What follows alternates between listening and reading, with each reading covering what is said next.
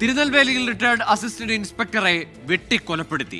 മുൻ മുഖ്യമന്ത്രി കരുണാനിധിയുടെ സുരക്ഷാ സംഘത്തിലുണ്ടായിരുന്ന സക്കീർ ഹുസൈൻ ബിൽജിയാണ് കൊല്ലപ്പെട്ടത്.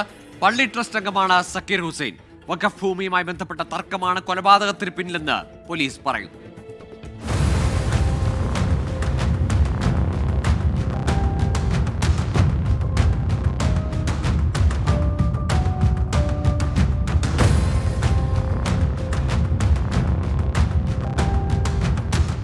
പുലർച്ചെ പ്രാർത്ഥനയ്ക്ക് ശേഷം പള്ളിയിൽ നിന്ന് മടങ്ങുമ്പോഴാണ് നാലംഗ സംഘം സക്കീർ ഹുസൈൻ ബിൽജിയെ കുത്തിക്കൊലപ്പെടുത്തിയത്.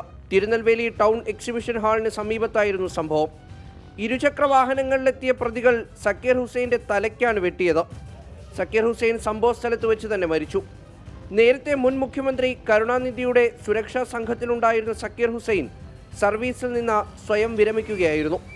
പിന്നീട് തിരുനെൽവേലി ടൗൺ മസ്ജിദിൻ്റെ ട്രസ്റ്റ് അംഗമായി.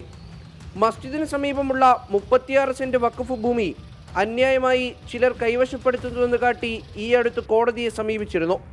ഇതിനെ തുടർന്നുണ്ടായ പകയാണ് കൊലപാതക കാരണം. പ്രതികളിൽ 2 പേർ കീഴടങ്ങി.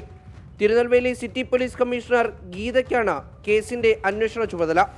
സ്ഥലത്തെ CCTV ദൃശ്യങ്ങൾ പരിശോധിച്ചു വരുന്നു.